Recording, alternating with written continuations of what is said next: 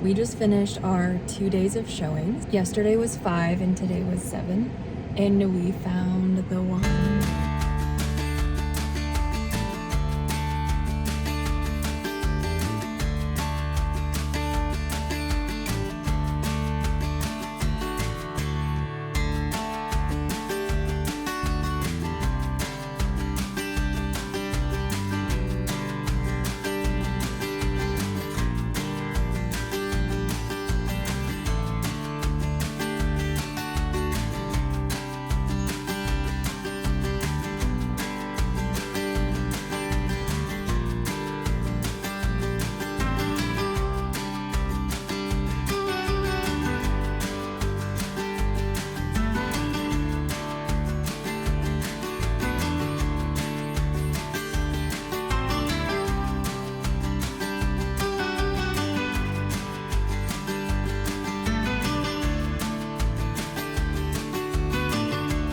So, I wanted to go over a couple things with home buying to give you guys a backstory about what happened with my house. I've been wanting to buy a house. I've been pre-approved for about 2 years.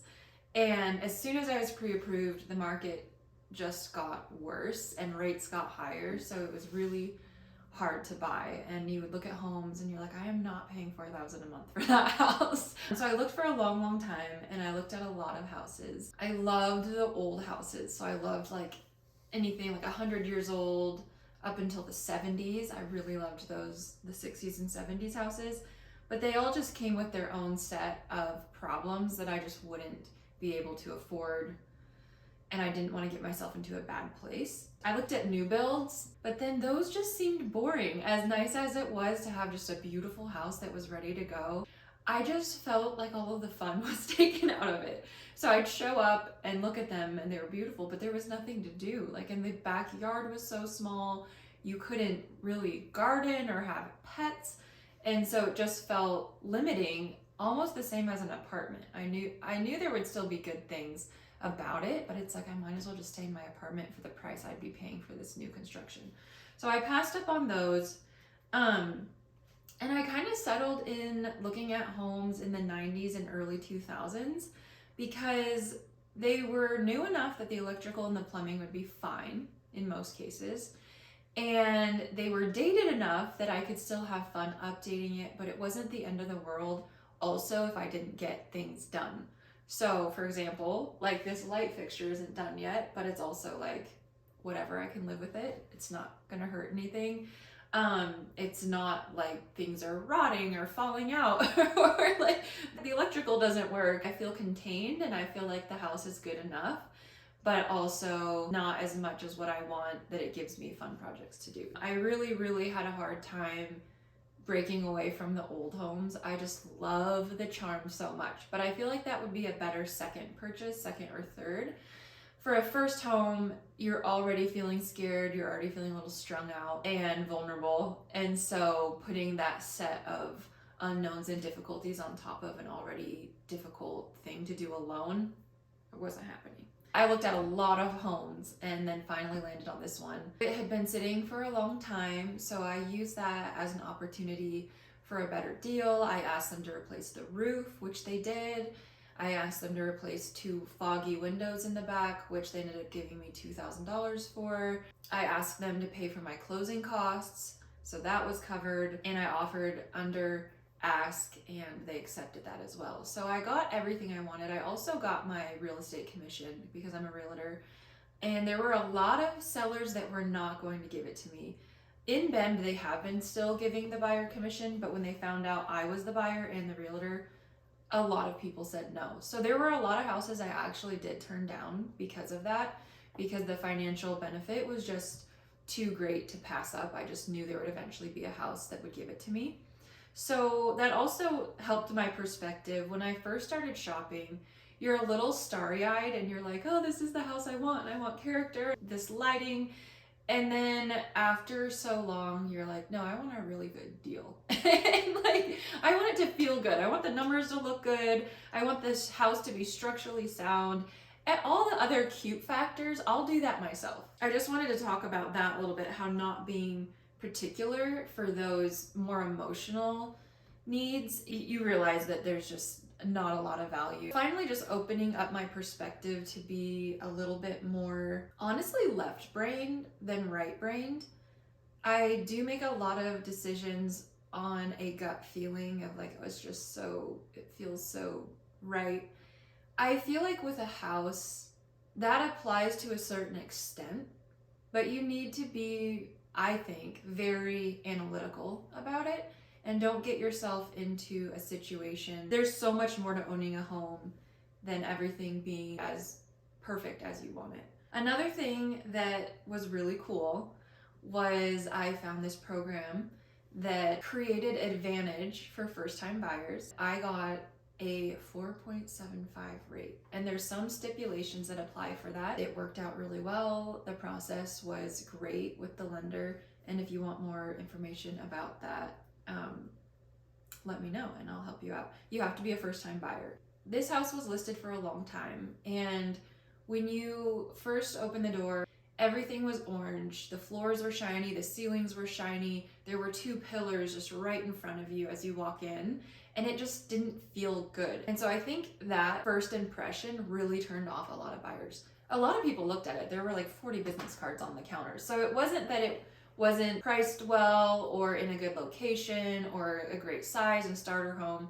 I just feel like when you first got here, you were kind of like, no, I don't want to live here. But I really, at that point in my search, had gotten to the perspective of, let's make all these bad things good, and let's run with that and use it to get a cheaper house, because at the end of the day, I wanted my payment as low as possible.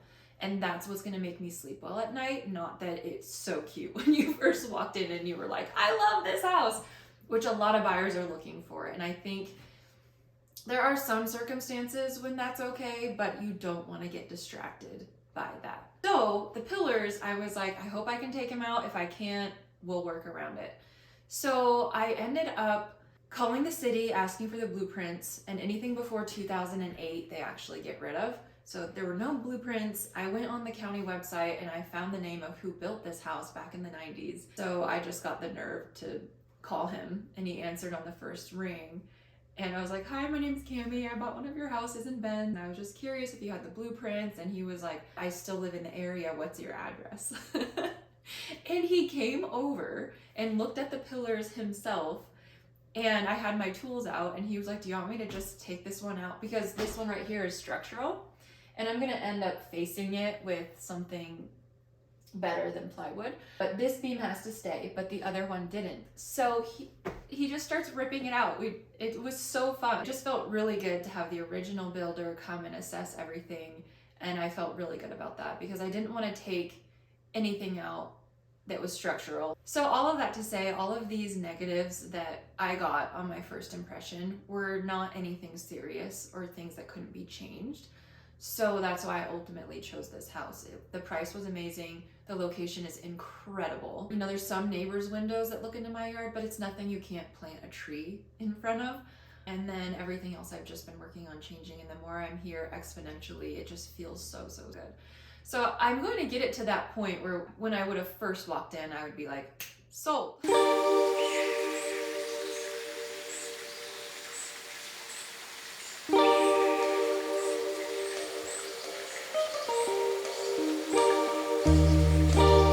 My dad was in town and I told him my vision for the back patio. He's very creative and very handy. He built all the support for twinkle lights and a sunshade, and he did the whole thing. It looks so good. And then we did ceiling fans in the bedrooms upstairs. And then I did those exterior lights I showed you guys in that last video. And come to find out, they're actually not that hard to install. So if you have been wanting to install some fixtures, the instructions are very clear and it's not that bad. It's been such a major upgrade for little money, little work. I highly recommend it.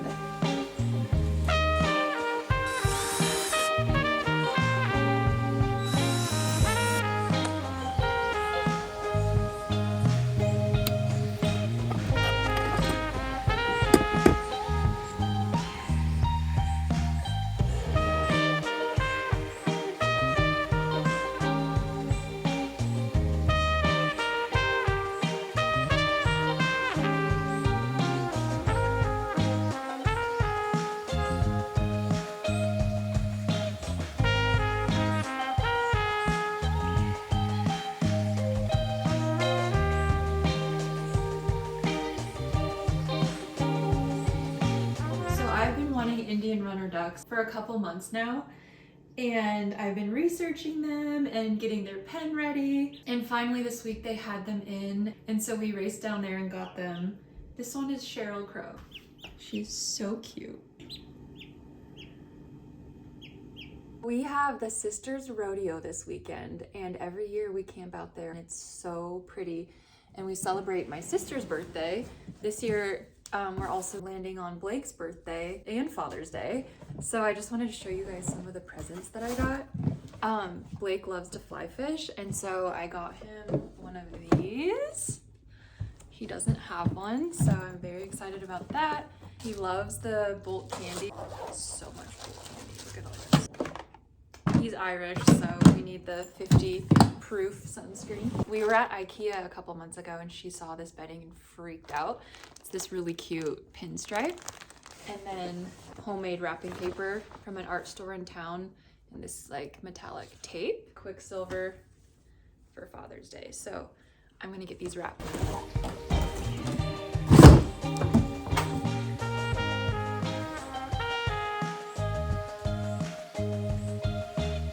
They've set records on this horse. This is a horse everybody wants to draw.